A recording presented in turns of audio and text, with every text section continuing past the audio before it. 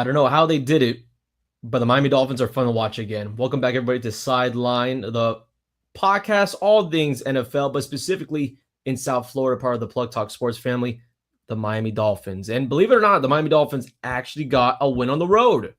Out of all the places, a win on the road. We're going to talk more about that. What's really going on, right? The injuries in the NFL. Of course, Cam Scatterboo, one of the most electric players, let alone electric rookies in the NFL, twisting up his ankle. Talk a little bit about that, other action, and of course, the gridiron matchup at Miami Gardens. For Thursday Night Football, Lamar Jackson back in South Florida. Zay Flowers playing in South Florida for the first time since high school. That and more on Sideline tonight.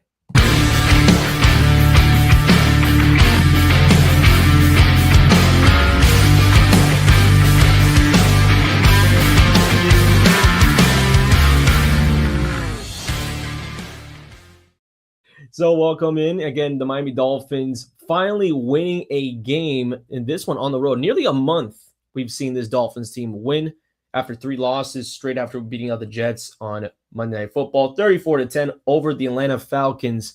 And the Falcons team where everyone thought that they'll just run right through easily, like a hot knife through butter, easily through that Dolphins defense. Unfortunately for Bijan Robinson, one of the most better running backs in the NFL currently today this season, he did not have much to show for it. 9 carries, 25 yards. Longest one was actually a 7-yard carry, which I believe in the middle of that game, that drive with a 7-yard carry, it later on turned out to be a fumble recovered by the Miami Dolphins. The Dolphins defense, a huge thing to talk about on this specific subject for Atlanta, which of course we'll talk a little bit more about, what happened to the Falcons. Was this really the Dolphins pushing themselves into like, okay, now we can compete? Or was this the Falcons had a backup quarterback and Drake London was hurt? A few starters hurt for the Atlanta Falcons for that Sunday. But again, we're talking about Kirk Cousins. Kirk Cousins throughout that entire game, a lot of mismanagement. And from what I can tell, every single 4th down or 3rd down conversion that was not made, it was like overthrow or miscommunication. You used to see Kirk hands over head, like he just couldn't believe it himself. Like, you don't know who to blame. Is it Kirk just like, oh, maybe I should have done this? Or, oh, why is the receiver not doing that? No one was really on page for the Atlanta Falcons offense. But the Dolphins definitely took care of that. And one of the people that took care of business was Tua Tagovailoa, the quarterback, the starting quarterback, who had a lot of heat going into this week, especially after throwing 4 interceptions against the Cleveland Browns the week prior on the road. And this game specifically, he wakes up, and imagine this.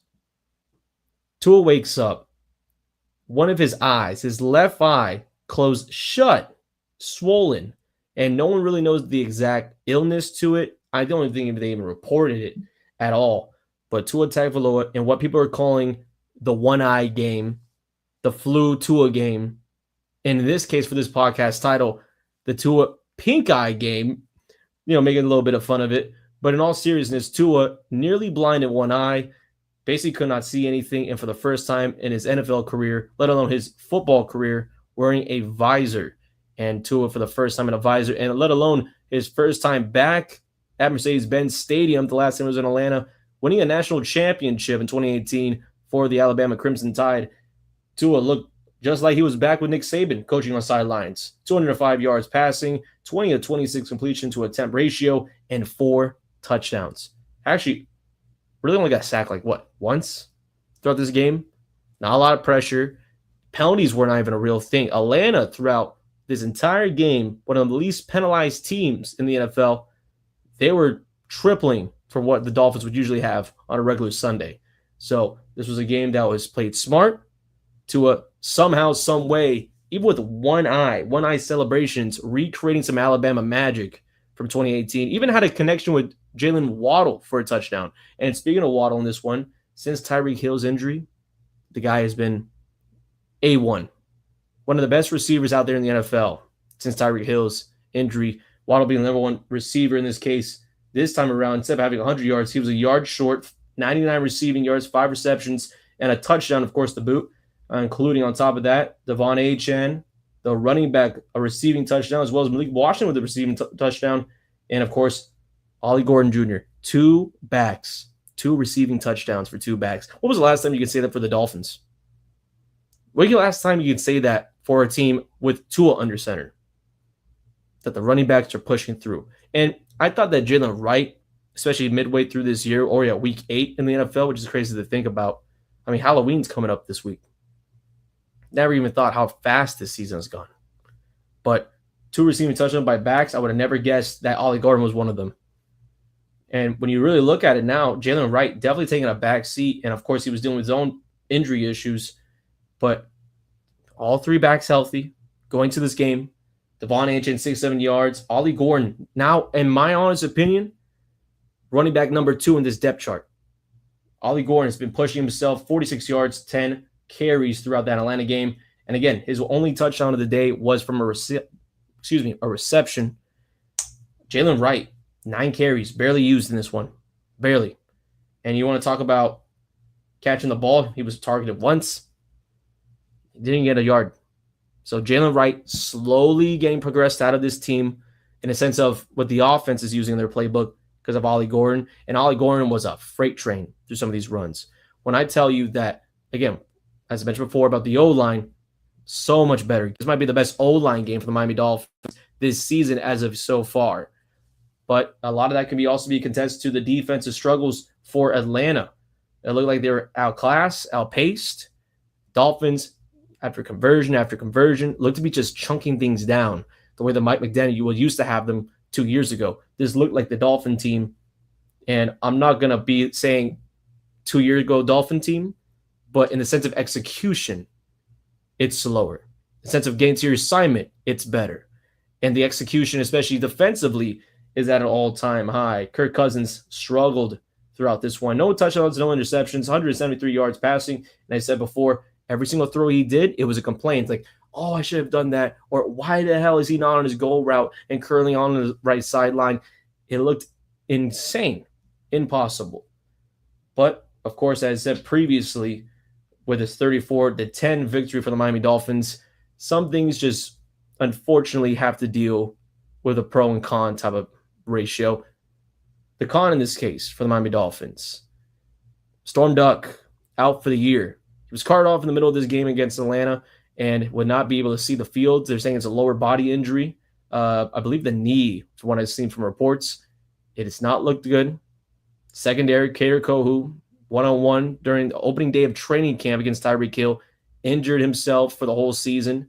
Now we have Storm Duck gone for the whole year. And Jason Marshall Jr., the rookie from Florida, who, let alone corner, played nickel, safety played nickel. Who knows when he comes back? They're expecting for at least this Baltimore game. And, of course, we'll talk about more about the Ravens for the Miami Dolphins team. But the Miami Dolphins, injuries, the injury bug has bit them hard. Hard. I'm not too positive exactly where the road goes. This is a really weird Dolphin team. You have a close loss against the Chargers, but again, you get blown out against the Browns. Close game against the Panthers. Then you blow out the Atlanta Falcons, who really were trying to get to 500 in this series, in this game. I'm thinking too much about baseball right now. I don't know if anybody stayed up for the World Series, please leave a comment. I just want to know why. How does anyone stay up for baseball that late, especially on the East Coast? I'm on the East Coast myself, of course, born and raised in Broward County. And I just couldn't. I just knocked out. But shout out Freddie Freeman, though. Guy has been in every single major moment in MLB for the past, 5 years or so? From Braves, the Dodgers. Wish for Marlins, but, maybe next year. Who knows?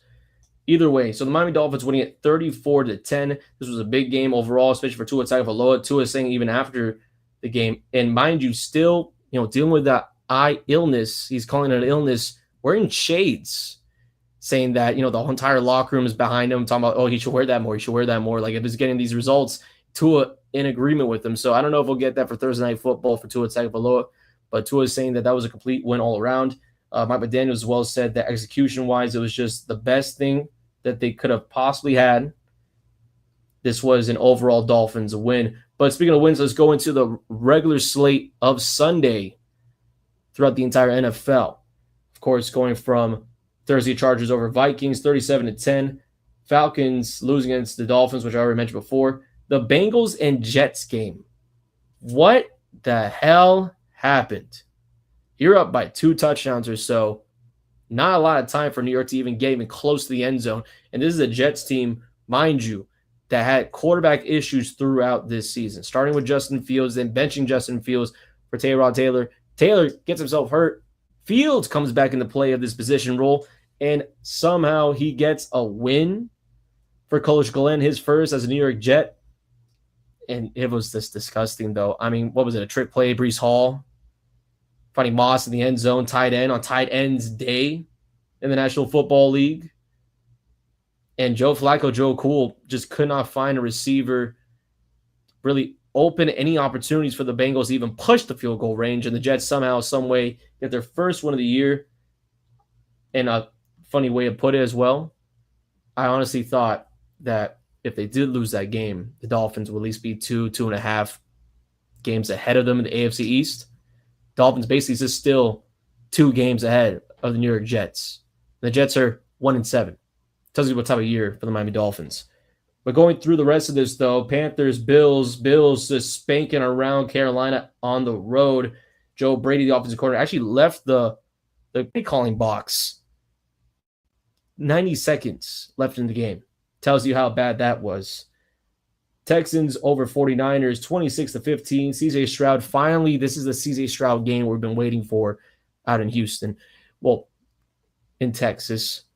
This is what people expected from this team. A lot of people had this team really going out of their way in the AFC South. But still, long way to go. Long way to go in the AFC South. And speaking of which, let's stick around in the South. But let's switch over to the conferences. Buccaneers and Saints, 23-3. The Bucks on top of the Saints. And this was a much-needed game, I think, for Baker Mayfield and for that squad. In-division win. And also the Saints, I mean, my goodness. Spencer Rattler, horrible. At your own side of the field, less than 10 yards away from your own end zone, you get the ball thrown, intercepted by a big guy, pick six right there in front of him while he's trying to tackle him, bring him inside the end zone, similar to what we saw from his time as a South Carolina Gamecock against the Florida Gators, where Desmond Watson, well, mind you, those who don't know about Desmond Watson lore, guy was over 400 pounds, picked up by the Buccaneers, could not practice with the Buccaneers until he lost all that weight. He never did. That was a guy who picked off Spencer Rattler in college in the SEC. Stiff-armed him in all Heisman posts. People were calling it. I saw Barstool UF. I saw the Florida Gators putting that out there. They still do it to this day. Spencer Rattler only, one win as a starter throughout his entire NFL career. So, New Orleans, going to Tyler Shope, rookie out of Louisville, experienced guy, I believe 6 years in college, which I don't even know how. Even with like the extra eligibility, I get the COVID year stuff, but 6-7 years, like how are guys even getting to the NFL like that? At that point, go to Canada. CFL's definitely hiring. But in this case, Tyler will be the starter for the New Orleans Saints after an abysmal opening 8 weeks for the New Orleans Saints with Spencer Rattler under the helm. And again, Spencer, 136 yards passing, an interception, no touchdowns. I would say this, though, similar to Jameis Winston, Rattler definitely will give you the yards on most games. This game was not that case. And when you look at the Buccaneers' time here, this is more of the defense and running game pushing through. Sean Tucker, 42 yards. Rashad White, 35. A touchdown included in there. No passing touchdowns in this one. And, of course, as I said before, a defensive touchdown through that. But moving away there, let's go into Pats, Browns, 32-13. After blowing out the Miami Dolphins, Dylan Gabriel and the Cleveland Browns go over to Foxborough and just get mollywopped. I mean, Drake May might be a Pro Bowler this year. And I don't even think that's an understatement. How can you say that's an understatement after you have a top team, the AFC East? You're pushing your envelope by beating out the teams you should beat, and better yet, winning primetime games with a young quarterback and on a young squad around Vrabel. It's one of the best teams in the NFL, and a lot of people are opening their eyes to it. Unfortunately, I opened my eyes pretty damn late to this. But the Pats over the Browns. Titans, Colts. This one, another mollywop. Colts on top, 38-14. Tennessee. And I think the cool part about that for those who are, the watchers of tank watchers for the NFL, the upcoming draft for next year, with the Dolphins winning and the Tennessee Titans losing, the Dolphins went from number 2 to potentially number 4, number 5 in a mock draft. Titans move all the way up to number 2. So with that loss, losing at 38-14, the Colts, the sole best team in the AFC as of today, and some might honestly argue through 8 weeks, best team in the NFL. I would argue that myself for Indiana Jones. Cowboys, Broncos, this was all Broncos all the way. Bo Nix, a lot of people say from the eye test, Bo Nix is not that guy. Bo Nix cannot push Denver to win off top competitions. This was what we expected. Bo Nix and rookies leading the Broncos against top competition. Now, the Cowboys, maybe they're not contenders. Who knows? Again, 3-4-1, that one tie against Green Bay earlier this year.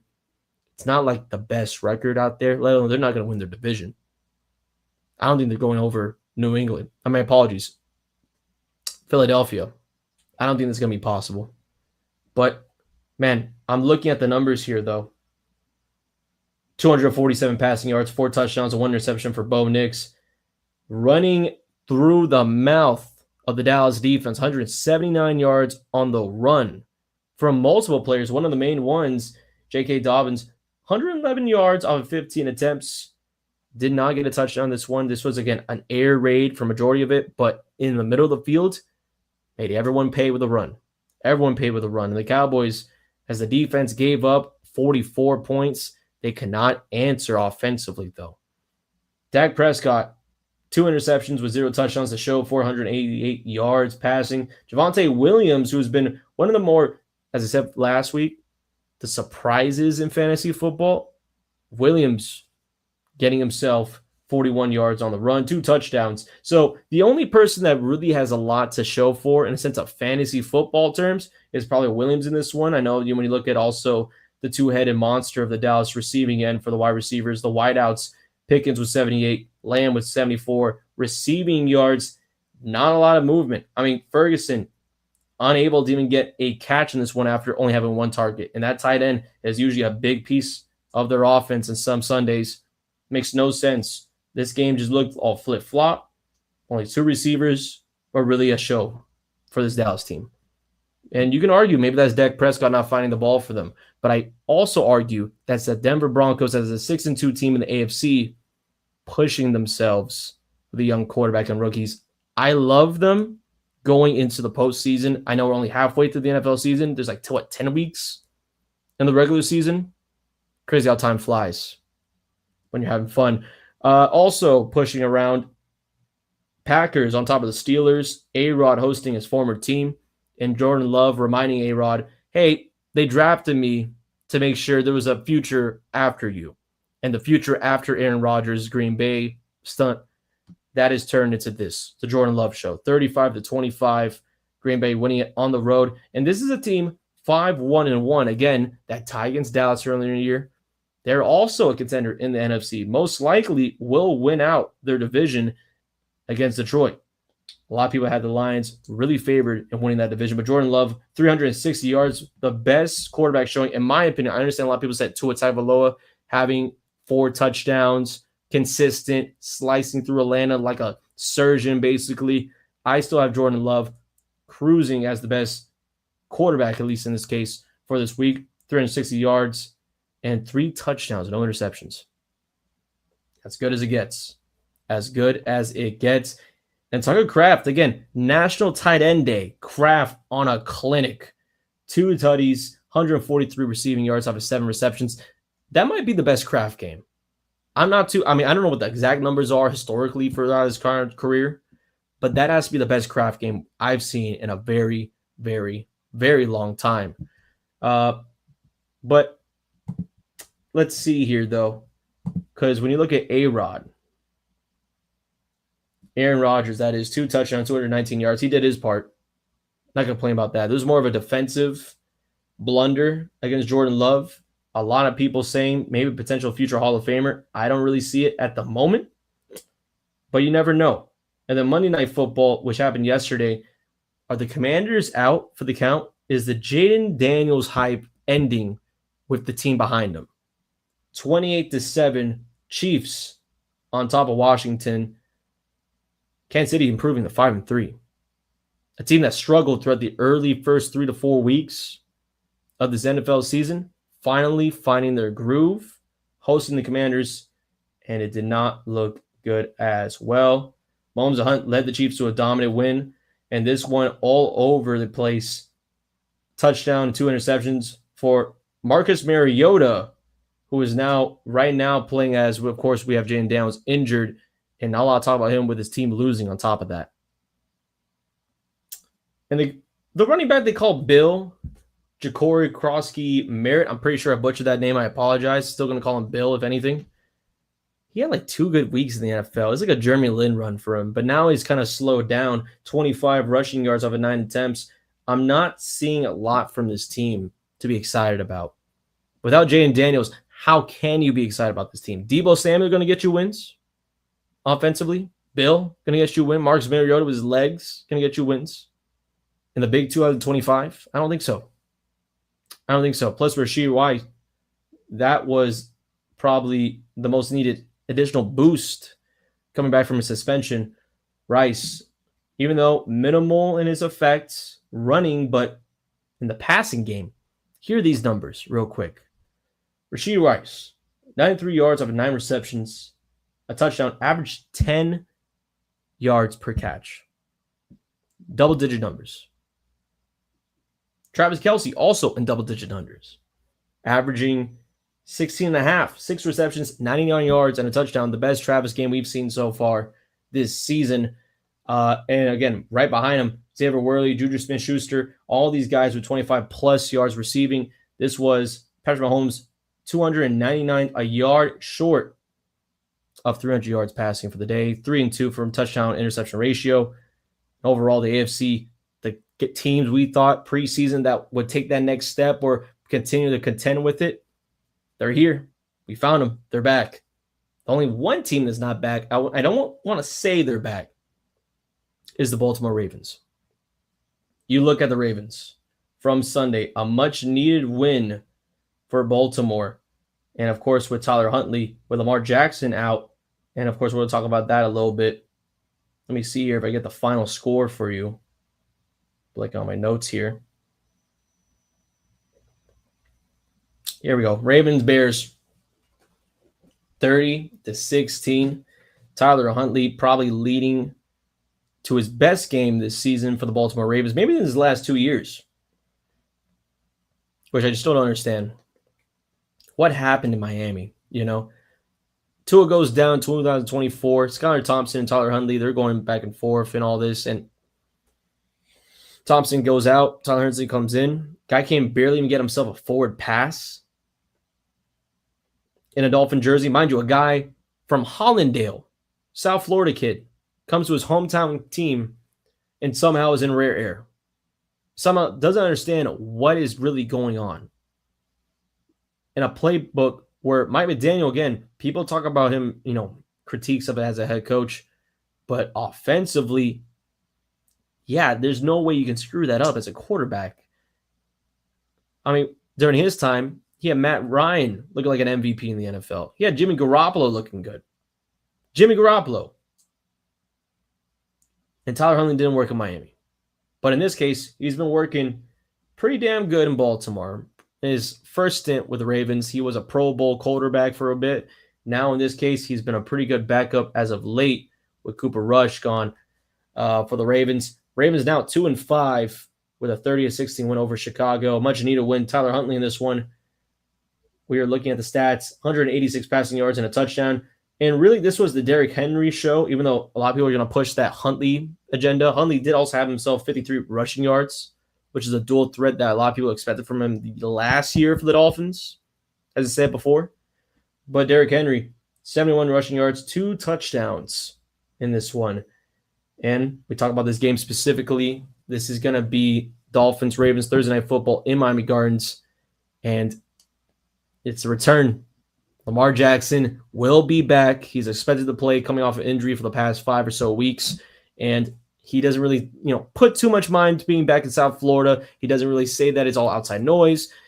And again, this is a guy who's played in Miami before. The last time, I believe, was blunder of a game where you have offensive linemen for the Miami Dolphins scoring touchdowns, and it was all entertaining with the Dolphins getting a win in that one. This time being another primetime game, Lamar does not care about being back. And on top of that, Zay Flowers, a South Florida kid, his first time playing since high school back in South Florida. He's also saying and emphasizing that that's just noise. He doesn't care. It's about the game itself. Everyone's going into that mode right now. It's about the game itself. And for the Miami Dolphins, coming off a win, a much-needed win against Atlanta, if they're able to beat out Baltimore, we're talking about a 3-6 record, and all those 2 wins improving within a span of 5 or so days.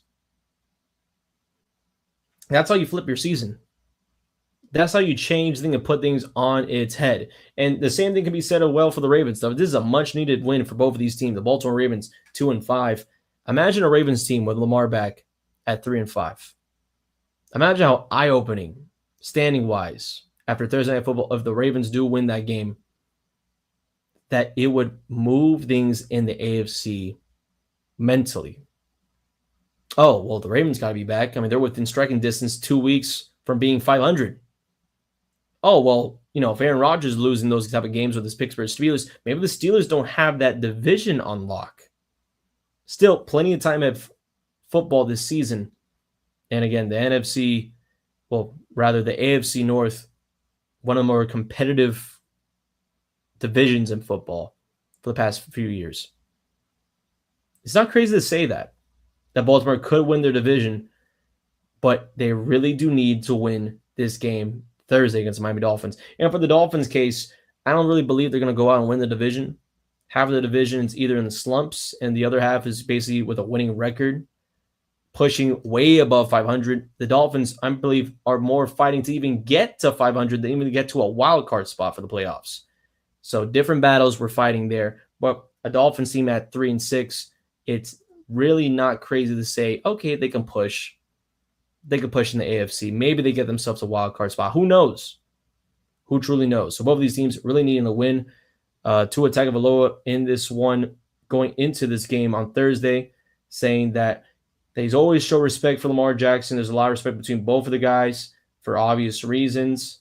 They have actually, funny enough, I think this will be their second time facing one another, 1-1 record between both of them, I believe.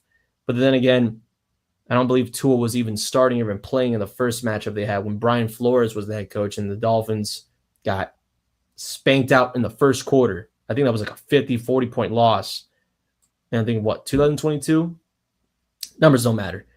Either way, what truly does matter, though, is that this current Miami Dolphins team is looking to get wins, and there's a lot of respect from both sides. But what does that mean going into this game analytically? What does this look like for the Miami Dolphins with Lamar Jackson back? Well, of course, with Tyler Huntley, whether Huntley was going to start in this game or not, or Lamar, this is going to be a team that's going to abuse the run. Derrick Henry, obviously one of the best running backs in the NFL, really one of a better Hall of Famer coming from his collegiate career, now in the NFL. I mean, hell, if you want to say it, Floridian high school career was electric. That is going to be the case in this game. It's going to be more of a running game. Derrick Henry will probably take advantage of that weak run defense, and a run defense that's got more confidence with Anthony Weaver, the Miami Dolphins defensive coordinator, where he's saying that, that's what they've been pushing for. That was something that he'd been trying to figure out how to fix on this current Dolphins team, how to fix the run defense. And maybe they cracked the answer holding Bijan Robinson below 30 rushing yards. Maybe they cracked it. But Derrick Henry is no Bijan Robinson. Let me tell you that. Over 250 pounds, running a full steam, stiff arm machine. And yes, he's definitely fumbled the ball a bit here and there in crucial moments. This has not been his best season, but it's slowly getting back on track. And with Lamar Jackson, what are we going to see Lamar coming back from injury? I don't believe that Lamar's going to be running around like crazy. Again, he will use his legs to impact the defense, extend plays, which of course will harm the Dolphins, who have Jalen Fields and Bradley Chubb. And Bradley Chubb dealing with his own injuries day to day, really. Bradley actually told media that he's fine, ready to go for Thursday.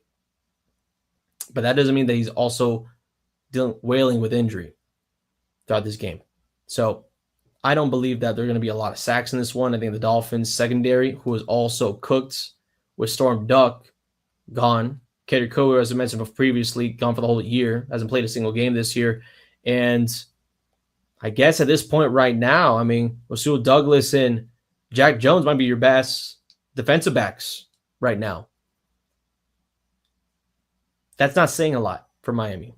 It's not. In the linebacker room, Tyrell Dodson, great. Jordan Brooks, incredible. Two guys who are really leading the NFL in tackles and solo tackles. And quite frankly, will probably be really the deciding factors defensively for this Dolphins team. If they show blitz, Jordan Brooks is going to have to try to detail himself to be able to catch on to Lamar. And when you go out of the offensive trenches, Derrick Henry's got to be stopped by somebody.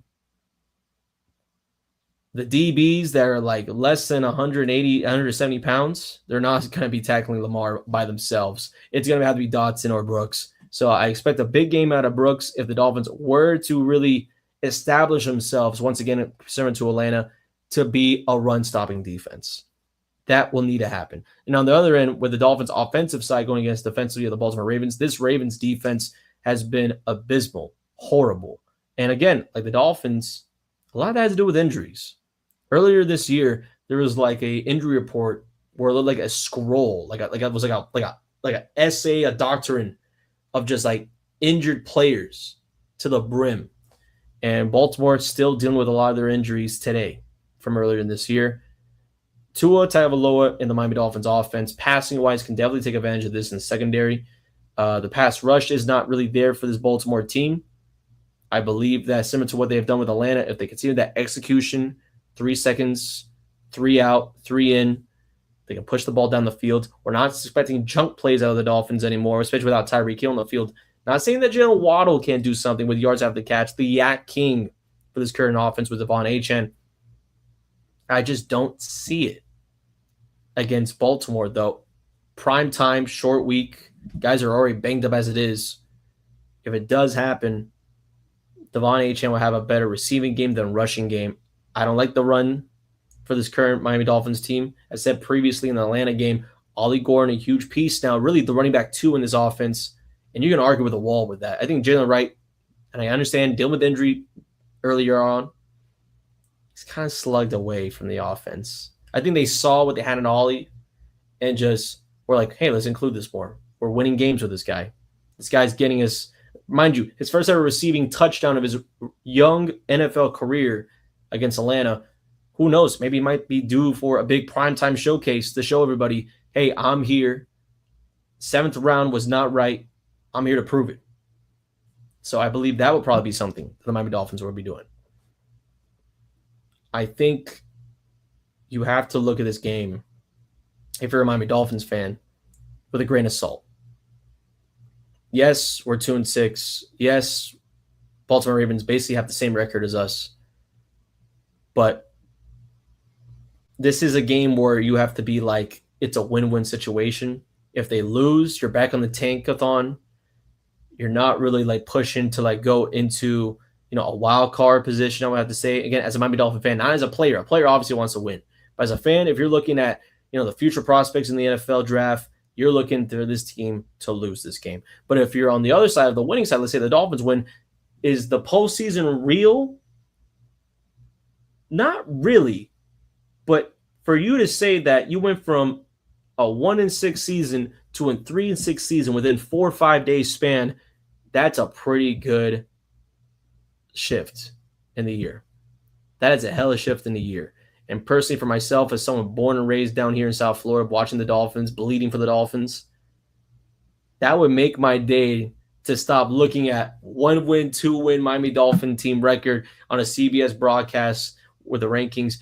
I would love for there to be, since the Dolphins light switch, 3-6, now fighting for a 4-6, and then it looks a potential 500. Not saying they're going to go on a 5-game winning streak or anything like that, but the Dolphins, they could really push the environment in the locker room.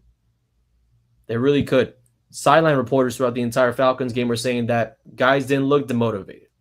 Guys looked motivated. They look ready to go. They look juiced. That guys aren't leaving this locker room just yet. And that has to continue, again, with a win. Can't be 2-7. 3-6, you're moving with something. You got something. So I really do expect this Dolphins team to attack offensively with the passing game. if they can. Devon Achane with his passing formula has been getting at least like 70 plus yards per game receiving, if I'm not mistaken. It's pretty damn good. He's doing better than rushing yards at the moment. So I like that for them. Do not expect they'll run a lot unless you see a Baltimore Ravens jersey out there with Derrick Henry. Lamar Jackson going to be a little bit limited. Again, coming back from injury, we don't really know how he's going to look like on the field. Dolphins could take advantage of that in a short week. And the last thing I'm going to end off for tonight, which I probably should have said way before, but the Giants and Cam Skattebo.